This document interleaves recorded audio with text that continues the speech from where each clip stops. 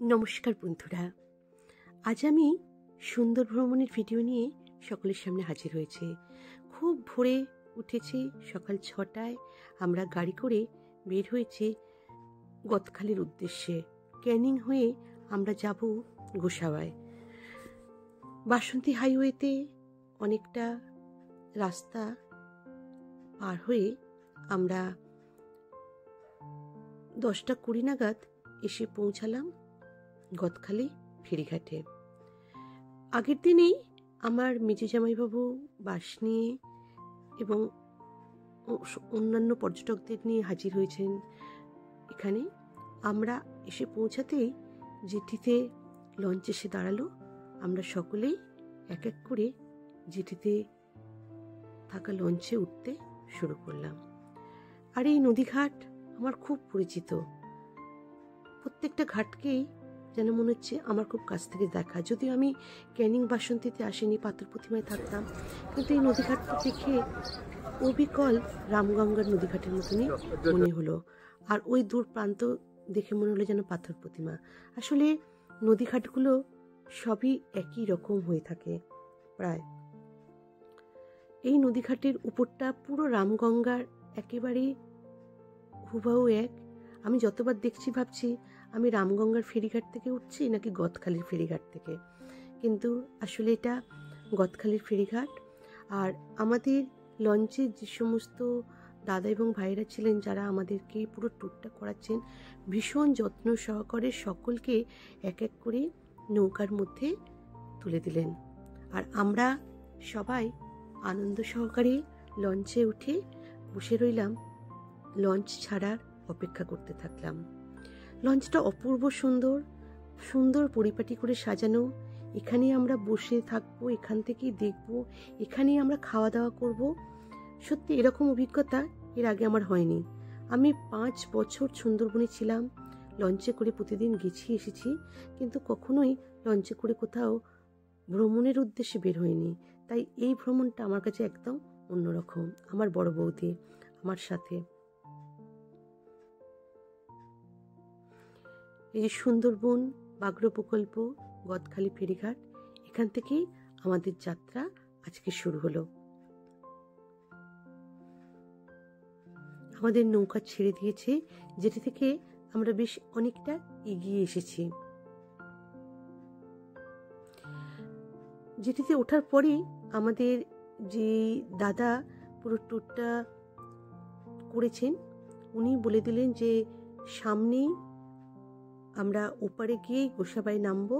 সেখানেই প্রথমে আমরা দেখে নেব দুটো স্পট, একটা হলো হ্যামিল্টন সাহেবের বাংলো আর একটা বেকন সাহেবের বাংলো।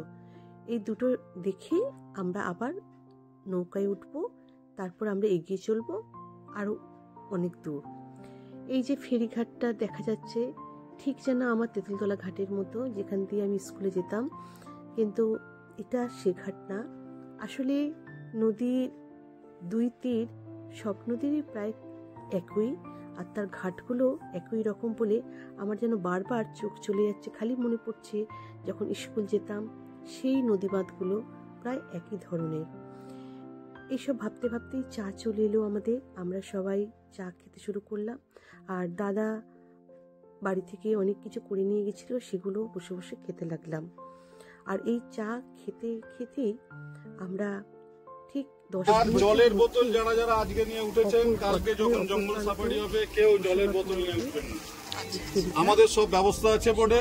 কালকে 2টো বোর্ড আছে, জঙ্গলে 2টো বোর্ড, 140 পর্যন্ত কালকে 2টো বোর্ড আছে। ঠিক আছে, কালকে 2টো বোর্ড আছে, মানে এই বোর্ড থাকবে, তার সঙ্গে আরেকটা বোর্ড আছে।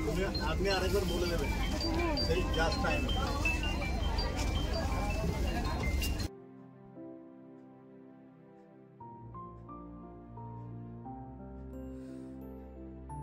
আমরা এসে পৌঁছেছি।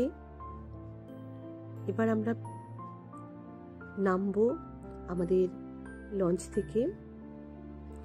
আমাদের দাদা বলে দিলেন লঞ্চটা যেখানে থামবে এখান থেকে কিন্তু আমরা উঠবো না, আর একটু দূরে একটা ঘাট দেখিয়ে দিলেন, সেই ঘাটে কিন্তু আমরা উঠবো। এখান দিয়ে নামলাম, নেমে আমরা দুটো স্পট দেখবো, তারপরে অন্য আরেকটি ঘাটে গিয়ে আমরা উঠবো।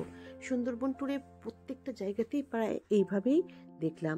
আমরা লঞ্চ থেকে নেমে হেঁটে হেঁটে চললাম হ্যামিল্টন সাহেবের বাংলো দেখতে।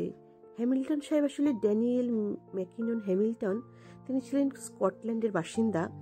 1880 সালে বোম্বাইয়ে অবস্থিত তাদের যে বাণিজ্য সংস্থা ম্যাকিনন ম্যাকেঞ্জির শাখা দেখাশোনার জন্য তিনি ভারতে আসেন। আর ভারতে আসার পর 1903 সালে ইস্ট ইন্ডিয়া কোম্পানির কাছ থেকে 24 পরগনার তখন অবিভক্ত সুন্দরবনের গোসাবা, রাঙাবেলিয়া, সাতচেলিয়া দ্বীপে 143 ও 149 নম্বর লটে 9000 একর জমি 40 বৎসরের জন্য ইজারা নেন। ওই দূরে দেখা যাচ্ছে হ্যামিল্টন সাহেবের বাংলো।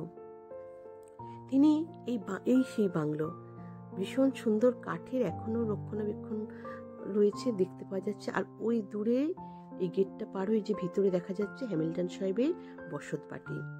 আসলে বাংলার মানুষকে ভালোবেসে নদীবাঁধ তৈরি করে জমি পুনরুদ্ধার করেন এবং এখানেই তিনি দ্বিতীয় বাসস্থান গড়ে তোলেন। ওখানে এখনো মানুষজন থাকতেও পারে, তাদেরও সুব্যবস্থা রয়েছে থাকার জন্য। আর দরিদ্র মানুষদের জীবনযাত্রার মান উন্নয়নের জন্য নানান প্রকল্প নিয়ে এলাকার মানুষদের